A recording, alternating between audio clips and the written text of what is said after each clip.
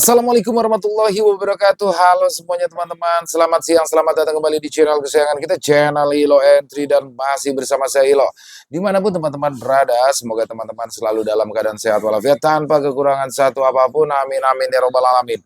Di tengah guyuran hujan gerimis ya di Jakarta dan sekitarnya, kami masih akan membawakan kisah dari Mbak Nana Septiana dan sudah masuk part kelima untuk menagih janji mati Skarwening. Wah, makin seru aja nih di part 5 ini, pastinya pakai post teman-teman ya. Tapi sebelum kita masuk ke dalam kisahnya, buat teman-teman mungkin yang belum subscribe, bisa diklik dulu tombol subscribe. Jangan lupa lonceng notifikasinya dinyalakan agar teman-teman selalu mendapatkan notifikasi dari konten-konten yang akan kami upload di setiap harinya. Dan untuk channel Lilo Entry kami upload setiap hari teman-teman ya, setiap siang jam 12 siang waktu Indonesia bagian Barat. Oke, nggak pakai berlama-lama lagi, pasti teman-teman udah nggak sabaran kan untuk masuk ke dalam kisahnya. Kita langsung saja masuk ke dalam kisahnya dari halaman belakang rumah Bang Ilo. Kita masuk ke dalam kisahnya.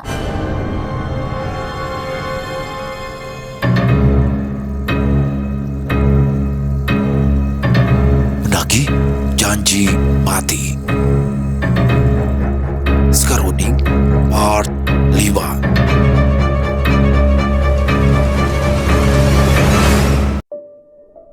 Demi mendapatkan dana, Mira bersedia memberikan uang sebanyak yang Burukmi pinta. Dia juga tidak pernah mengajukan keluhan saat melakukan berbagai ritual.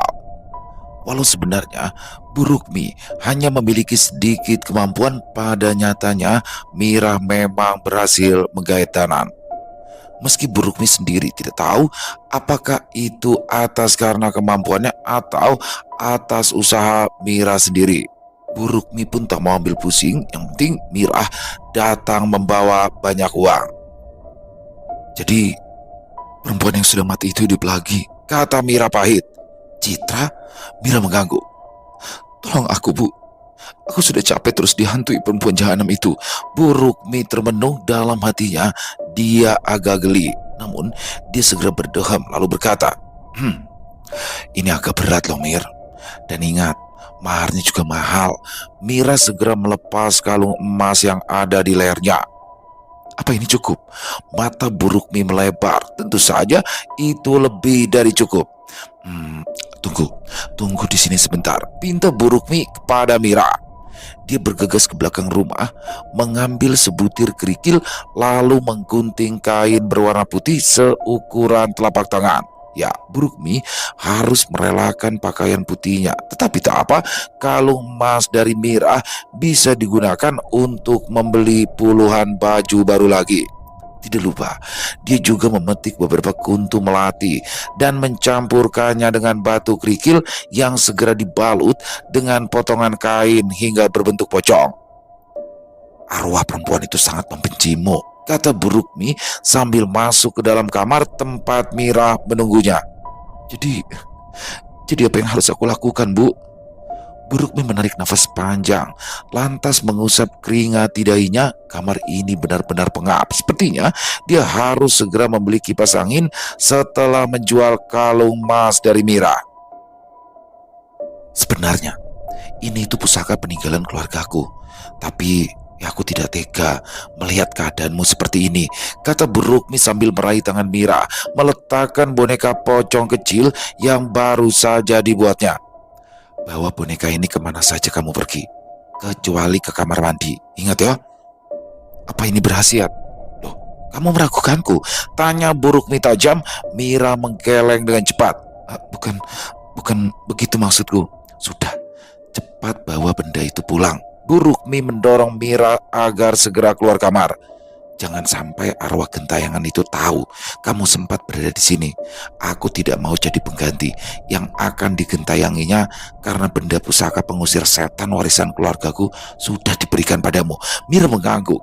Ia pun lalu berpamitan pergi. Tanpa disadari oleh Mira bahwa Burukmi tengah menyeringai begitu puas sambil menimang-nimang kalung emas di tangannya. Dasar perempuan bodoh. Aku aman, bisik Mira saat malam datang. Aku tidak perlu takut lagi. Dia sendirian di rumah. Danan belum juga pulang. Mira sebenarnya berharap suaminya segera pulang karena dia ingin menceritakan kejadian menyesakan dada hari ini.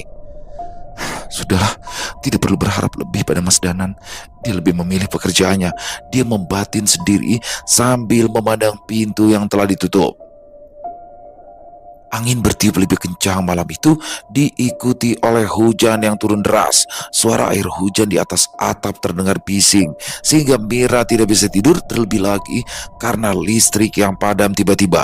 Mira mengeluh pendek sambil berjalan terseok-seok mencari lilin yang berada di dapur. Ternyata lilin yang ada hanya tersisa satu batang saja. Mira membatin pasrah. Apa boleh buat? Lilin yang sudah menyala itu dibawanya ke ruang tengah. Dia duduk meringkuk di sofa sambil menunggu hujan reda. Tangannya mencengkram jimat dari buruk mie dengan kuat, berharap benda kecil itu bisa menenangkan pikirannya. Dalam hati dia menyesal karena tidak meminta sesuatu yang bisa menaklukkan hati Danan. Besok dia harus segera ke sana lagi untuk meminta bantuan kepada buruk mie. Mira mengatupkan bibir erat-erat, lalu menatap bayangannya yang memantul dari layar televisi. Lalu mata Mira berkedip dan berkedip satu kali lagi. Meski sinar lilin redup, tetapi dia bisa melihat ada bayangan lain yang terpantul di layar televisi.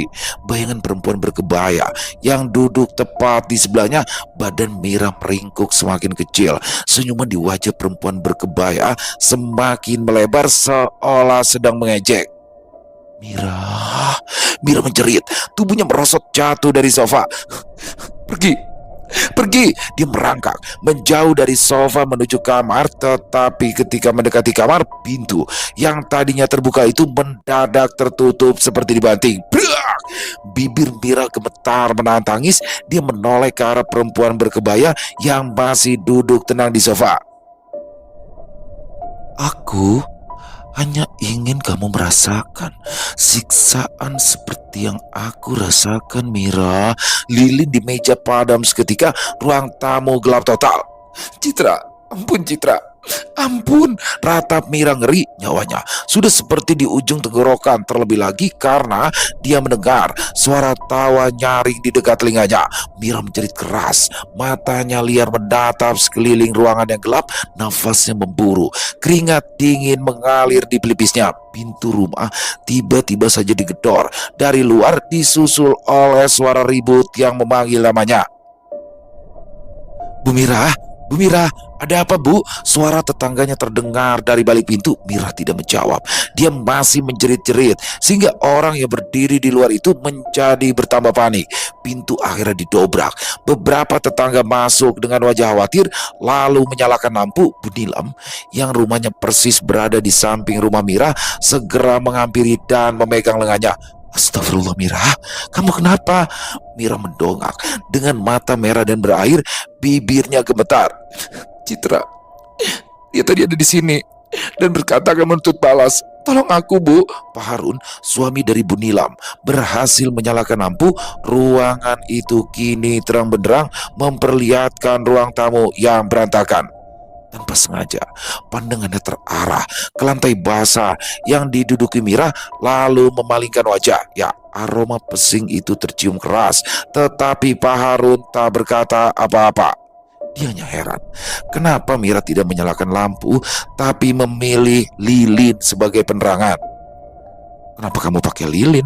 Tanya Atik, anak gadis Bu Nilam dengan suara agak sebal. Dia kenal Mira, juga tahu kalau dulunya Mira adalah sahabat baik Citra yang lalu tega mengkhianati sahabatnya sendiri. Jadi Atik sama sekali tidak merasa simpatik padanya.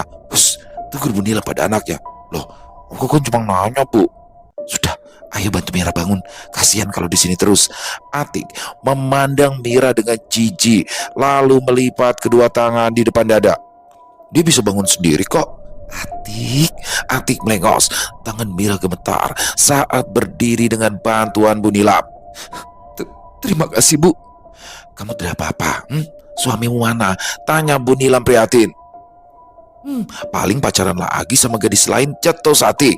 Atik, jaga mulut kamu, bentak Bu Nilam jengkel karena anak perempuannya itu tidak bisa menahan diri. Wajah Mira jadi bertambah kusut. Dia memandang Atik dengan tatapan pilu. Benar, mungkin Danan sedang bersama perempuan lain di luar sana, sedangkan dia terjebak sendirian di rumah ini, dipermainkan oleh arwah Citra yang selalu datang mengganggu. Dia hampir mati ketakutan karena Citra. Jimat yang dimintanya dari Bu Rukmi juga tidak berguna sama sekali. Mira harus pergi ke kuburan Citra malam ini juga untuk meminta maaf. Dia tidak mau mati sendirian karena menanggung dendam Citra. Aku harus pergi, gumam Liri. Mira harus pergi ke kuburan untuk meminta ampun pada Citra. Tak ada jalan lain lagi. Mira, Mira, Bunila memanggil-manggil nama Mira sambil melambaikan tangan di depan matanya yang tampak kosong. Kamu itu mau pergi kemana? Mira mengerjamkan mata. Ia menatap sekeliling dengan nafas tersengal. Bunilam dan suaminya memandang Mira dengan iba bercampur was-was. Dia bisa menebak apa yang mereka pikirkan. Ya, mereka pasti menganggapnya sudah tidak waras. Mungkin benar, dia sekarang sudah tidak waras lagi. Mira melepaskan pegangan Bunilam walau tubuhnya masih gemetar. Aku harus ke kuburan Citra. Ketiga orang itu terkejut. Mira, ini sudah larut malam. Cerah Pak Harun. Tidak, ini semua sudah tidak bisa ditunda lagi. Mira lalu mendorong Bunilam yang berusaha mencegahnya. Besok saja, Mir. Bunilam masih mencoba menahan, tetapi Mira sudah berlari keluar. Tidak didengarkannya suara ribut-ribut di belakang. Saat ini pikirannya hanya dipenuhi keinginan untuk menemui Citra. Kakinya yang tidak menggunakan alas sudah dipenuhi oleh goresan luka, bahkan ada yang sudah mengeluarkan darah karena terinjak kerikil. Akan tetapi Mira tidak merasakannya. Setelah sekian jauh berlari, dia berjalan terpincang-pincang memasuki area pemakaman tempat Citra dikuburkan. Area pemakaman itu sunyi, hanya ada cahaya bulan pucat menyorot batu-batu nisan yang berjajar rapi. Mira berjalan dengan kaki diseret. Jantungnya berdetak lebih cepat setelah dipaksa berlari dengan jarak cukup jauh. Nafasnya beruap karena hawa dingin yang juga menusuk tulang. Dia tak peduli, kakinya terus diseret menuju ujung pemakaman yang tak pernah disambanginya. Entah bagaimana caranya, tetapi hati kecil Mira mengatakan di sanalah jasad Citra dikuburkan. Beberapa saat kemudian, dia pun tiba di depan nisan Citra. Meski belum purnama, cahaya bulan yang remang-remang membuatnya bisa mengenali nama yang tertulis di nisan. Dia jatuh berlutut, lalu menangis meraung-raung memohon ampunan. Aku salah, Citra. Aku salah. Tapi tolong jangan hukum aku dengan cara seperti ini. Angin berhembus semakin kencang, menggoyangkan dahan Kamboja di dekat makam Citra. Beberapa kuntum Kamboja luruh di tanah, tetapi yang tercium justru aroma kenanga. Sudah terlambat, Mira. Mira membelalak kala mendengar suara Citra mengalun pelan di telinganya. Dia terduduk lemas, tak lagi peduli pada tanah yang mengotori pakaian yang basah. Mata Mira nanar menatap sosok Citra yang sempurna berdiri di depannya. Sosok mantan sahabatnya itu terlihat sama persis seperti dirinya semasa hidup, hanya saja kali ini matanya dipenuhi dendam yang teramat dalam. Dia semakin terkejut ketika merasakan sesuatu di genggaman tangannya. Mira mengangkat tangan yang gemetar lalu membukanya perlahan. Silet. Ya, bibir Mira bergetar. Apa ini? Citra menunduk, mendekatkan wajahnya dengan Mira, lalu berbisik lagi. Potong urat nadimu. Tidak, aku tidak mau mati. Citra tersenyum manis yang lalu berubah mengerikan karena terus ditarik hingga mencapai telinga. Iris nadimu. Mata Mira berubah kosong. Tangannya bergerak tanpa sadar mengangkat silet mendekati urat nadi di tangan kiri. Lakukan sekarang. Mira tak ragu lagi mengiris urat nadinya. Silet yang tajam itu mengoyak kulit daging, lantas memotong nadi di tangan kirinya. Darah segar mengalir deras keluar dari luka yang terbuka. Sakit, rintih Mira ketika sedikit kesadarannya kembali, tetapi tangannya kembali bergerak. Kali ini dia mengiris nadi di tangan bagian kanan. Citra yang mengamati sejak tadi kini tertawa keras. Dia menatap Mira yang kini bersandar lemas di atas nisan. Mira terus merintih kesakitan, tetapi tidak ada yang bisa dilakukannya. Pandangannya mulai kabur saat menatap luka yang terbuka di kedua pergelangan tangan. Darah mengalir menyusuri kulitnya yang putih, lalu menetes ke tanah. Warna merah pekat bercampur dengan debu dan dedaunan kering. Mira terseduh-seduh. Semua kenangan hidupnya melintas cepat di ingatan Mira sehingga tangisnya semakin kencang. Dia belum ingin mati. Tidak sekarang dan tidak juga nanti. Masih ada banyak hal yang ingin diraihnya. Dia tidak ingin mati hari ini. Namun semua keinginan itu terasa kian menjauh seiring dengan pandangannya yang sekarang berkunang-kunang. Suara jangkrik di sekitarannya perlahan semakin samar. Citra, rintinya seraya berusaha menggapai Citra, memohon kesempatan untuk dibiarkan hidup. Mira ingin berteriak, ingin meminta tolong, tetapi suaranya tak keluar. Tenggorokannya kering, lidahnya pun menjadi keluh. Beberapa saat kemudian, tubuh Mira jatuh ke tanah. Nafasnya kian pelan sebelum akhirnya berhenti sama sekali. Jantung Mira tidak lagi berdetak. Sosok yang tadi menyerupai wajah Citra itu menegakkan tubuh. Rambutnya kini disanggul, berhiaskan sekuntum bunga kenanga yang sudah layu. Wajahnya tidak lagi cantik. Bagian yang seharusnya terisi bola mata hanya menyisakan lubang kosong. Sebagian besar dahinya sudah membusuk dihiasi belasan belatung. Aroma bangkai busuk menyebar ke semua arah bercampur dengan anyir darah Mira yang mengenang di atas tanah. Satu sudah selesai, masih ada satu orang lagi, ujarnya dengan suara terpatah-patah karena bibirnya pun tak lagi sempurna. Pagi harinya, embun masih menempel di dedaunan ketika penjaga makam berjalan perlahan di antara nisan-nisan. Entah kenapa, pagi itu dia tergerak untuk pergi memeriksa pemakaman yang diurusnya. Langkahnya terhenti ketika dia melihat ada sesosok tubuh meringkuk di dekat salah satu nisan. Siapa lagi yang menginap di kuburan? Gerutu Pak Salim sambil mempercepat langkah. Akhir-akhir ini memang sering ia menemukan orang yang menginap di pemakaman tanpa alasan jelas. Namun gerutuan itu sontak berhenti ketika Pak Salim telah berada di dekat tubuh yang sudah terbaring kaku. Darah kering telah menyatu dengan debu dan dedaunan kering. Pak Salim terhuyung mundur, dadanya terasa zak, tetapi memaksakan diri untuk terus mendekat demi memastikan ia tak salah lihat. Seorang perempuan tergeletak di sana, mengenakan pakaian lusuh yang kini ternoda merah. Tangannya terkulai. Di kedua pergelangan tangannya ada luka menganga yang dipenuhi darah yang sudah mengering. Mata perempuan itu masih terbuka lebar. Tatapannya kosong menatap langit yang perlahan mulai terang, seakan memprotes takdir yang tak pernah adil padanya. Pak Salim mengucap istighfar berkali-kali, lalu berbalik pergi. Dia harus segera mengabarkan kejadian ini pada ketua RT setempat. Tidak butuh waktu lama untuk menyiarkan kabar kematian tragis itu. Warga sekitaran datang berbondong-bondong ke area pemakaman untuk menyaksikan perempuan muda yang meninggal dunia setelah mengiris urat nadinya sendiri. Danan yang masih tertidur nyenyak di rumahnya pun segera dibangunkan oleh pihak berwajib yang mengabarkan kematian Mira. Dia tampak kebingungan sekaligus jengkel saat mendengar istrinya telah meninggal, tapi hanya itu yang dirasakannya. Bingung dan jengkel, tidak ada kesedihan, tidak juga penyesalan.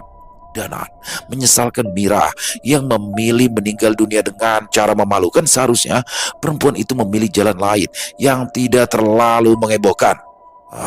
Perempuan bodoh, umpatnya kesal sambil bergegas mengganti pakaian karena telah ditunggu polisi di depan rumah. Setelah ini, pasti orang-orang akan menganggapku sebagai suami yang kejam sampai istriku memilih mati. Dasar perempuan pembuat sial, makinya sekali lagi. Setelah Mira meninggal, Danan semakin tergila-gila pada Sekar. Gadis itu menjadi candu yang membuatnya lupa segalanya. Tatapan penuh pesona, senyum misterius sekaligus suara lembutnya berhasil menenggelamkan Danan dalam perasaan yang tidak bisa dipahaminya sendiri. Di kantor, rekannya mulai berbisik-bisik di belakangnya. Mereka bergunjing tentang perubahan Danan yang terlihat begitu mencolok. Dia berubah sejak bersama Sekar, bisik seorang rekan kerja. Iya, dulunya dia orang yang serius dan disiplin, tapi sekarang seperti orang yang kehilangan akal. Danan mendengar semuanya, tetapi dia tidak peduli. Apa urusan mereka dengan hidupnya? Sekar adalah hal yang paling penting baginya saat ini. Bahkan ketika bosnya mulai menegurnya karena dia yang sering melamun saat rapat, Danan hanya mengangguk saja. Pikirannya tetap dipenuhi oleh Sekar. Wisnu pun mulai jengah melihat kelakuan temannya itu. Dia sudah berusaha mengingatkan Danan, tetapi yang didapatnya hanya tatapan tidak peduli. Kadang terfikir oleh Wisnu untuk menegur Sekar secara langsung, namun niat itu ternyata tidak pernah menjadi kenyataan. Setiap kali Wisnu mendekati Sekar, Danan selalu muncul di dekatnya. Seakan-akan temannya itu takut Wisnu akan merebut kekasih barunya. Yang benar saja, pikir Wisnu saat ia menerima tatapan sengit Danan. Jangankan berpikir merebut Sekar, menatap matanya secara langsung saja sudah membuat bulu kuduk Wisnu meremang. Gadis itu menakutkan dengan caranya sendiri. Dia memang cantik, juga menarik, tetapi dengan cara yang salah. Matanya yang berwarna coklat kadang lebih mirip sumur dalam yang menyimpan begitu banyak rahasia kelam.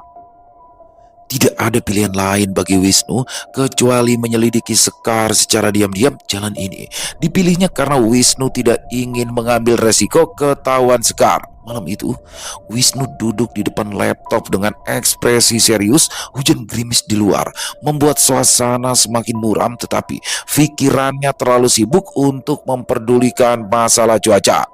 Dia telah menaruh kecurigaan terhadap Sekar sejak awal gadis itu bekerja, tetapi baru sekarang mengambil langkah untuk mencari tahu siapa perempuan itu sebenarnya. Tangannya lincah mengetik nama Sekar Rahayu di berbagai sistem pencarian.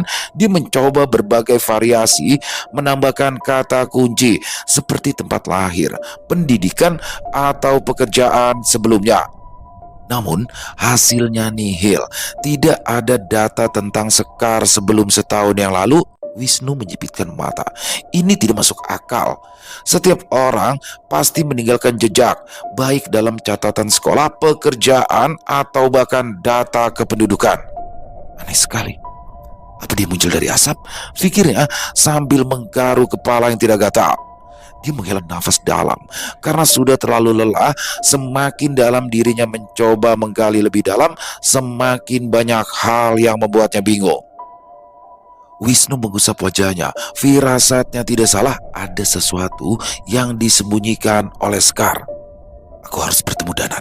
Gadis itu mungkin berbahaya. Keesokan harinya, Wisnu menemui Danan di kafe langganan mereka. Suasana di sana cukup ramai, tetapi Wisnu tidak peduli. Dia sudah bertekad untuk berbicara dengan Danan mengenai penyelidikannya. Sudah sebulan istrimu meninggal dunia. Apa kamu sudah tidak berduka? Ucap Wisnu setelah ia memesan kopi. Perempuan itu mati atas kemauannya sendiri. Kenapa aku harus berduka terlalu lama, sedangkan dia sudah membusuk di dalam tanah? Jahat, jahat sekali. Wisnu mengerjitkan kening mendengar ucapan Danan yang terlalu kejam. Sudah lupa, dulu kamu sangat mencintainya, sampai kamu tega memutuskan Citra. Wis, kalau kamu mengajak bertemu karena hanya ingin mengingat kejadian lama, sebaiknya aku pulang aja deh. Danan sudah bersiap pergi, sehingga Wisnu segera mengalah. Sudahlah, ada hal lain yang harus aku bicarakan denganmu, kata Wisnu sambil melambaikan tangan menahan Danan agar kembali duduk. Apa? Aku sudah menyelidiki Sekar. Danan menghentikan gerakannya. Matanya menyipit menatap Wisnu. Nanti dulu. Kamu nyelidikin Sekar? Untuk apa? Aku mencoba mencari tahu tentang masa lalunya. Dan aku menemukan sesuatu yang aneh. Danan menegos. Apa maksudmu dengan sesuatu yang aneh? Apa dia berkaki 3? Apa dia punya jari tangan 15? Tidak, tidak ada catatan tentang dirinya sebelum setahun yang lalu. Danan tertawa kasar. Jadi, kamu ingin mengatakan kalau gadis itu adalah penipu? Wisnu menatap serius ke arah sahabatnya itu. Danan, aku hanya ingin memastikan kamu tidak berada dalam bahaya. Danan tertawa sinis. Bahaya? Hah? Bahaya dari siapa? Dari Sekar. Sekar tidak pernah melakukan hal buruk. Dia itu gadis yang baik. Bukankah selama ini juga Sekar tidak pernah berulah di kantor? Tapi Danan, semua ini terlalu ganjil. Setelah Mira meninggal, kamu itu jadi semakin dekat dengan Sekar. Dan sekarang, aku menemukan bahwa tidak ada catatan tentang dirinya sebelum setahun yang lalu. Danan menatap Wisnu dengan jengkel. Sudahlah, jangan ikut campur urusanku lagi. Wisnu mengepalkan tangannya. Aku hanya ingin kamu berhati-hati, Danan. Danan berdiri, wajahnya memerah karena marah. Ngomong kosong. Dia meninggalkan Wisnu yang hanya bisa menghela nafas panjang. Dia sudah mencoba melakukan yang terbaik untuk memperingatkan Danan. Wisnu duduk seorang diri sambil mengusap rambutnya gelisah. Bagaimanapun juga, dirinya yakin Sekar bukanlah manusia baik-baik. Bahkan dia tidak yakin jika Sekar adalah manusia. Dia kembali membuka laptop, melakukan pengecekan ulang untuk memastikan apakah ada yang salah. Dan saat dirinya sedang berpikir keras, ponselnya bergetar. Di samping cangkir kopi, sebuah pesan yang masuk dari nomor tadi kenal. Jangan cari masalah denganku kalau tidak ingin menyesal seumur hidup. Bulu kuduk Wisnu langsung berdiri. Dia menelan ludah, matanya terpaku pada layar ponsel. Siapa yang mengirim ini? Apakah Sekar tahu bahwa dia sedang diselidiki? Jantungnya berdegup kencang. Dia segera membalas memanggil nomor yang baru saja mengirimkan pesan tetapi gagal tersambung. Wisnu segera mengirim pesan balasan. Siapa ini? Pesannya itu hanya centang satu. Wisnu melihat ke arah luar kafe, lantas bergegas pergi. Firasatnya mengatakan ada yang tidak beres sehingga dia ingin segera sampai di rumah. Istrinya di rumah menyambut kedatangan Wisnu dengan keheranan. Kenapa kamu sampai keringat dingin begini, Mas? Wisnu meraba dahinya yang basah oleh keringat. Dia berusaha tersenyum tetapi senyumnya seketika hilang ketika dia melihat sosok yang sedang duduk di ruang tamu. Iya, kamu kenal dia kan? Sekar itu kesini karena katanya ingin mengantar barang kamu yang tertinggal di kantor. Istri Wisnu menggandengnya ke dalam ruang tamu. Dia sampai repot-repot mengantarkannya, padahal bisa saja kan dia simpan dulu di kantor. Maaf, saya takut Pak Wisnu kelimpungan mencari barang yang ketinggalan, Bu. Sekar berdiri, dia mengangguk dengan sopan pada Wisnu dan istrinya. Saya izin pamit dulu ya. Loh, kok mau langsung pulang? Makan malam dulu ya di sini ya. Istri Wisnu melarang Sekar yang ingin segera pulang sedangkan suaminya tidak bisa berkata-kata lagi. Istri Wisnu terus memaksa Sekar sehingga gadis itu mengalah. Mereka pun akhirnya duduk bertiga di meja makan menikmati masakan istri Wisnu. Namun Wisnu nyaris tidak bisa menelan apapun. Bahkan air putih terasa pahit, terlebih setelah dia beberapa kali menangkap senyuman sinis yang diarahkan Sekar padanya, juga lirikan mata yang sesekali menatap tajam padanya. Brengsek si Wisnu. Aku curiga nih, dia sendiri juga yang naksir Sekar. Danan menggerutu kesal setelah pertemuannya tadi dengan Wisnu. Tidak diacukannya hujan yang turun rintik-rintik, ditambah suasana sekitar rumah yang sudah sangat sepi. Dia masuk ke dalam rumah, membanting pintu sehingga tertutup dengan suara yang keras. Baru setelah masuk ke dalam rumah, Danan merasakan suasana yang ganjil. Tengkuknya meremang sehingga tanpa sadar tangannya meraba ke leher belakang. Dia menoleh ke arah jendela, lalu tercekat saat dia melihat sesosok bayangan berdiri di bawah lampu jalan. Danan mengerjapkan mata. Orang gila mana yang berdiri mematung di luar rumah di malam hari seperti ini dalam keadaan hujan pula? Sedetik kemudian, bayangan itu sudah menghilang. Jantung Danan berdegup kencang. Apakah dia hanya berhalusinasi? Atau memang ada seseorang yang mengawasinya? Mungkinkah itu Sekar? Ini semua gara-gara Wisnu, gumamnya sambil menutup kasar tirai jendela. Aku jadi berpikir yang bukan-bukan kan tentang Sekar. Menyebut nama Sekar membuat perasaan Danan menjadi lebih baik. Ketakutan yang dirasakannya perlahan menguap, berganti dengan perasaan rindu yang datang menggebu-gebu.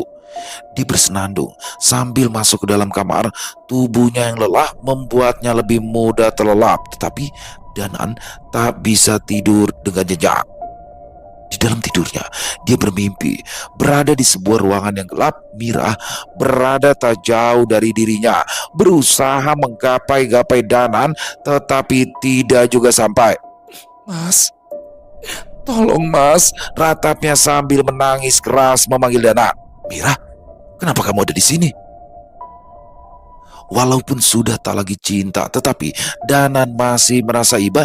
Dia bergegas mendekati Mira ketika muncul sepasang tangan hitam mencengkram tubuhnya.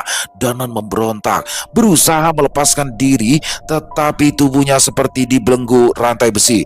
Dia ditarik ke dalam kegelapan, mulutnya pun dibekap erat sehingga tak bisa bersuara. Mira yang tadi tampak mengenaskan, kini berdiri dengan tegak. Rautnya tak lagi terlihat menyedihkan. Senyum bahagia justru tersungging di wajahnya yang perlahan-lahan berubah menjadi milik orang tadi kenal. Danan berhenti memberontak, matanya terbelalak melihat sosok yang menggantikan perwujudan Mira. Senyum perempuan itu menakutkan karena darah menetes dari sudut bibirnya. Kulit yang tadinya terlihat mulus kini dipenuhi bercak dan belatung yang menggeliat di sela lubang mata. Danan berteriak keras sekali hingga ia terbangun dari tidur dengan tubuh bersimbah peluh. "Ah, Mira sialan. Bahkan di dalam mimpi pun dia masih membuatku repot," racau Danan seraya mengusap wajahnya yang basah berkeringat. Dia berniat untuk kembali tidur. Tangannya meraba-raba kasur untuk mengambil guling ketika merasakan benda asing di atas kasur. "Apa ini?" katanya sambil meraih benda itu, lalu terdiam beberapa saat. Bunga kenanga. Ya, dia ingat Mira pernah mengeluhkan tentang bunga kenanga yang selalu muncul di kamar mereka, sedangkan mereka tidak punya tanaman bunga itu di sekitaran rumah. Danan menggelengkan kepala, lalu membuangnya ke tempat sampah.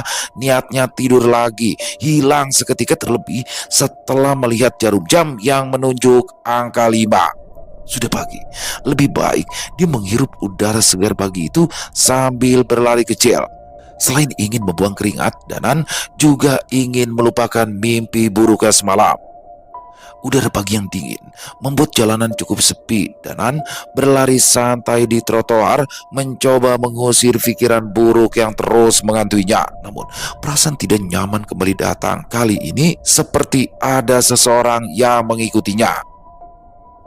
Saat Danan menoleh ke belakang, ternyata tidak ada siapa-siapa.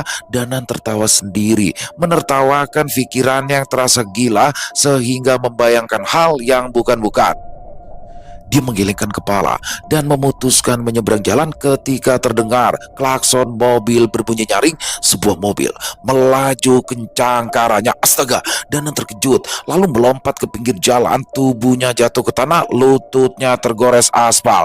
Mobil yang hampir menabraknya itu melaju kencang tanpa berhenti, sama sekali tidak peduli bahwa ia hampir saja merenggut nyawanya. Sial, Danan meraung marah. Semua berjalan menyebalkan, bahkan sebelum dia memulai hari ini.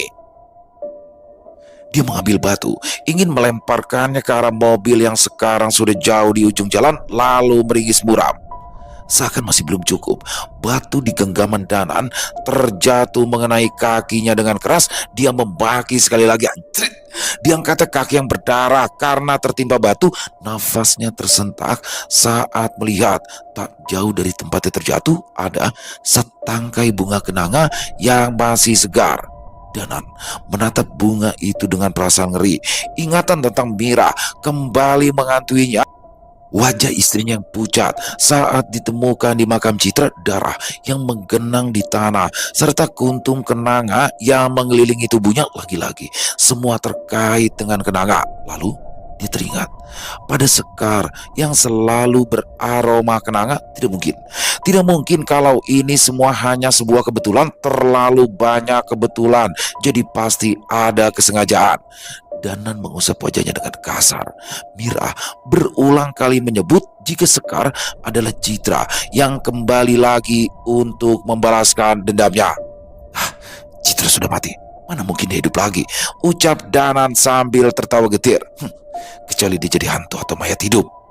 Dan Sekar bukanlah hantu. Dia bisa disentuh, bisa diajak berbicara, bahkan keluar di siang hari seperti layaknya manusia biasa. Akan tetapi, Danan berdiri dengan tiba-tiba, terdorong oleh pemikiran yang tiba-tiba saja muncul dalam benaknya. Dia harus menemui Ibu Citra. Mungkin perempuan itu tahu sesuatu yang mungkin bisa membantunya memahami apa yang sedang terjadi. Tanpa membuang waktu lagi, Danan segera pulang membersihkan diri. Saat mengambil pakaian bersih dari dalam lemari, dia kembali bergidik kalau melihat setangkai kenanga di atas kasurnya. Ini sudah tidak beres, gerutunya seraya membanting pintu lemari lalu meraup kenanga yang masih segar. Dimasukkannya ke dalam saku tanpa pikir panjang lagi. Dia tidak kesulitan menemukan alamat kerabat Citra yang dulu menampung orang tua perempuan merepotkan itu. Namun wajahnya seketika berubah pucat ketika sampai di sana. "Mencari siapa, Mas? Siapa perempuan tua yang sejak tadi duduk di depan teras rumahnya?" Danan berbalik. Suaranya agak gagap saat ia bertanya, Apa yang terjadi pada rumah ini, Nek?" Nenek itu meludah, membuang spam merah bekas yang menginang. Bibirnya tampak merah, begitu pula gusinya yang terlihat saat dirinya berbicara. "Rumah itu terbakar seminggu yang lalu. Seluruh penghuni rumah itu tewas dalam kebakaran itu." "Tewas?" Suara Danan melengking karena kaget. "Ya, begitulah. Pemadam kebakaran terlambat datang dan tidak sempat menolong mereka." Semua penghuninya meninggal dunia?" tanya Danan tak percaya. Si nenek tertawa nyaring. "Iya, semua mati. Mati terbakar menjadi arang. Ramai sekali malam itu. Semua yang melihat kebakaran itu bisa mencium aroma daging panggang dari dalam rumah." Danan meneguk ludah yang mendadak terasa getir. Nenek di hadapannya ini pastilah tidak waras karena membicarakan korban kebakaran dengan sangat enteng tanpa merasa prihatin sama sekali. Dia segera pergi meninggalkan tempat tersebut tanpa menoleh ke belakang lagi. Danan tak mau membuang waktu mengobrol dengan perempuan gila sepertinya. Nenek itu tertawa kian keras sehingga Danan bergidik ngeri. Langkahnya semakin dipercepat agar tak lagi mendengar tawa yang mengerikan itu.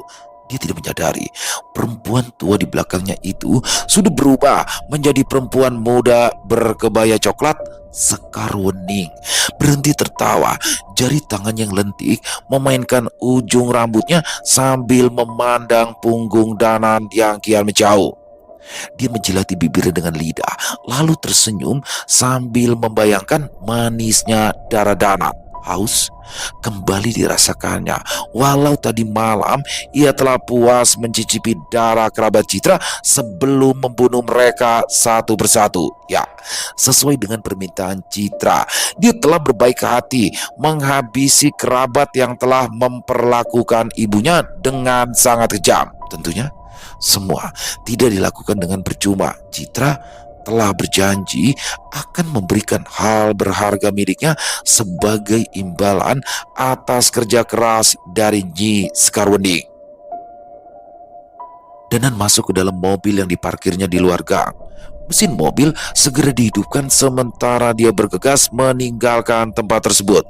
Kepalanya terasa pening, jantungnya pun berdebar kencang saat menyadari keanehan pada nenek yang baru saja ditinggalkannya. Perempuan tua itu tidak memiliki garis di bawah hidung. Sial, jadi siapa temanku berbicara tadi? Danan memaki-maki keadaan yang menjadi semakin membingungkan. Dia tidak bisa begini terus. Bagaimanapun juga, dirinya harus segera mencari jawaban. Jangan sampai dia berakhir dengan kematian seperti Mira atau mati terbakar. Matanya yang tadi tampak linglung kembali menjadi fokus ketika teringat ada satu orang yang mungkin bisa memberikan jawaban padanya. Ya, Basuro. Danan sudah lama mengenal lelaki nyentrik itu. Dialah yang membantu Danan sehingga bisa berada di posisi sekarang ini. Dialah juga yang membantu membuat ayah Citra mengalami sakit parah. Benar, kali ini Basuro pasti bisa membantu Danan. Persetan dengan Citra yang hidup kembali atau apapun itu, Danan pasti bisa mengatasi semuanya dengan bantuan Basuro. Lalu Sekar?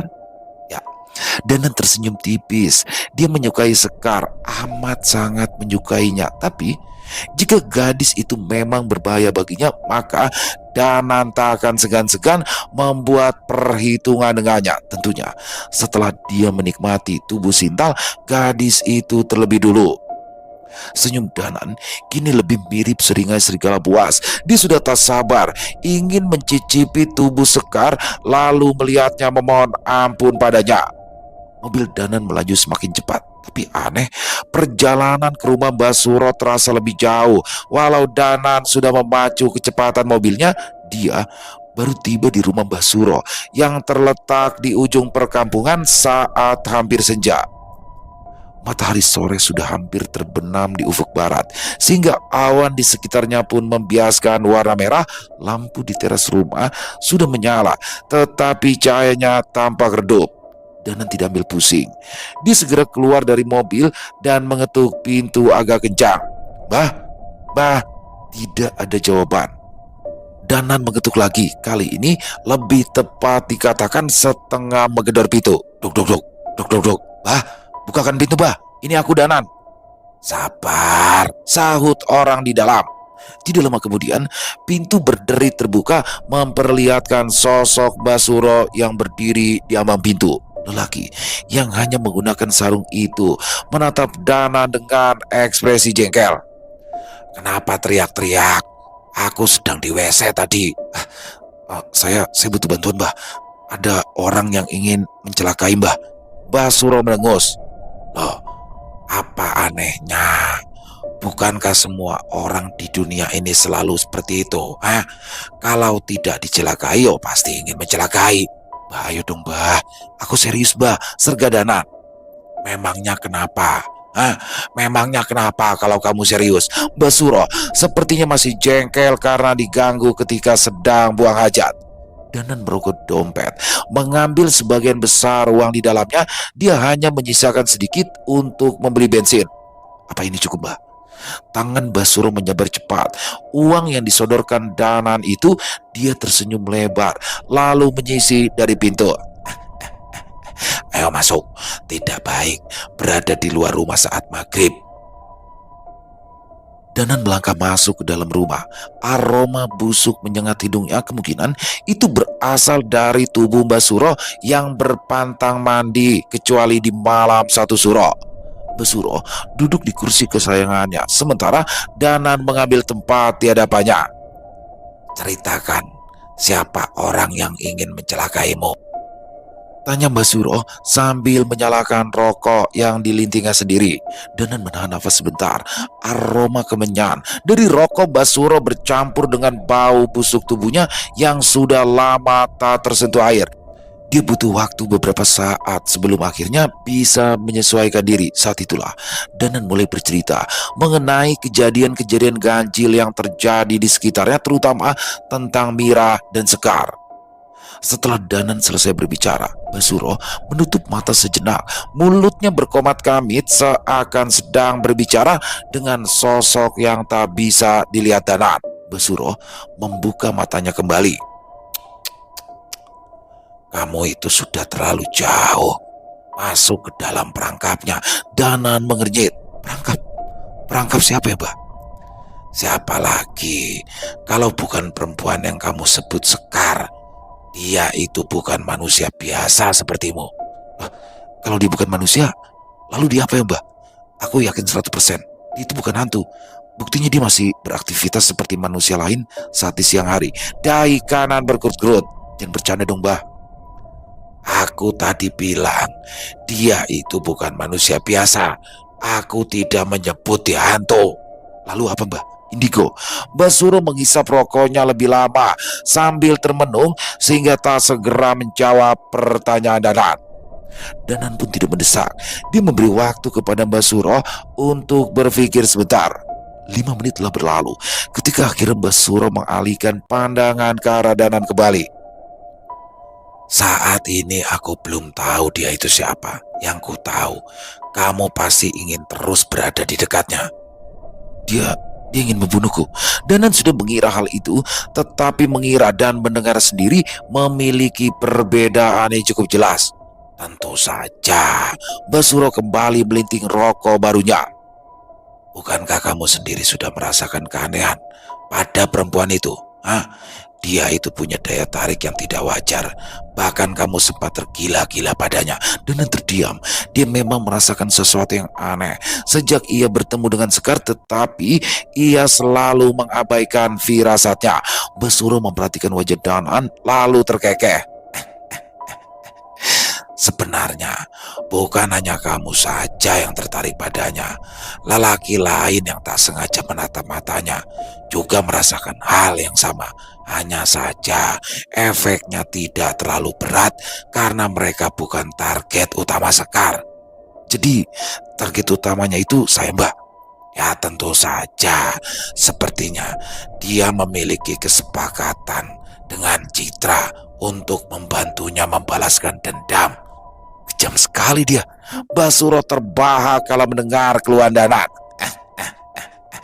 Bukankah kalian sama-sama kejam? Danan mengusap dahinya yang basah berkeringat. Jadi, apa yang harus saya lakukan, Mbah? Apa dia juga yang membuat Mira dan kerabat Citra meninggal dalam kebakaran? Untuk sementara ini, kamu harus segera menjauh darinya. Sementara aku mencari jalan keluar untukmu, kata Mbah Suro. Mbah, apa tidak ada solusinya sekarang juga? Mbah Suro memukul kepala Danan keras sehingga ia mengadu kesakitan. Enak sekali mulutmu itu bicara. Apa kamu pikir hanya Sekar yang menjadi masalah buatmu? Dasar gemblung. Danan berhenti mengadu. Memangnya ada yang lain lagi, Mbak? Jelas ada. Dan dia bukan manusia. Hantu. Menurutmu hanya hantu yang bisa gentayangan di dunia ini? Mbah Suro semakin marah.